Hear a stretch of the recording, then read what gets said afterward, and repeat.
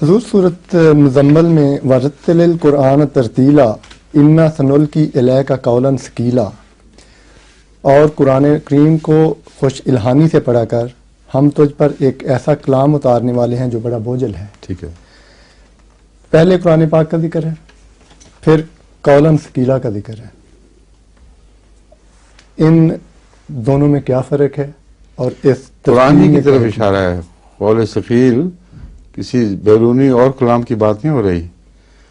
قرآن کریم کے متعلق یہ ہے کہ اس کی ذمہ داریاں بڑی بوجھل ہیں، اور اس لیے اس کو کھول کر الگ الگ پڑھا کر، تاکہ مفہوم بھی لوگوں کو پوری اچھی طرح سمجھ آ جائے اور احکام کو سمجھنے میں آسانی ہو، کیونکہ جس کلام میں ذمہ داریاں سب سے زیادہ ڈالی گئی ہوں اس کو ٹھہر کر سمجھنا، اس کے مفہوم پر پوری طرح عبور حاصل کرنا، یہ ذمہ داریوں کو ادا کرنے میں ممد ہوتا ہے۔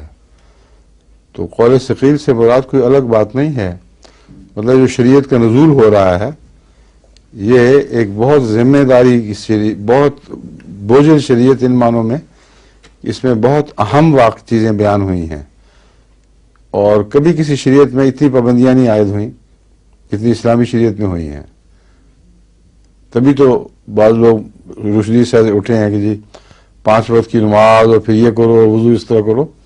یہ سب قول ثقیل کے حصے ہیں کہ ساری زندگی پر حاوی قرآن ہے، جس سے تمہاری زندگی کے ایک ایک حصے کو، ایک ایک شعبے کو لیا ہے اور اس کی ذمہ داریاں بتا دی ہیں۔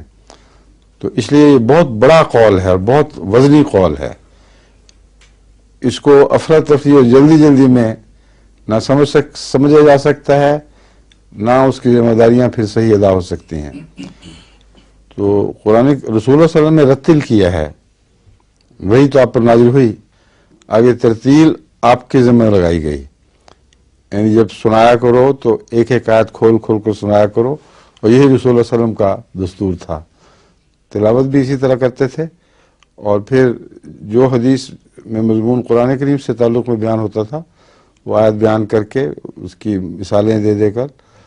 تو رتل میں صرف ترنم نہیں ہے، بلکہ اس کے مضامین کو خوش انداز، اعلیٰ انداز کے ساتھ، ایک دلربا انداز کے ساتھ لوگوں کے سامنے پیش کرنا۔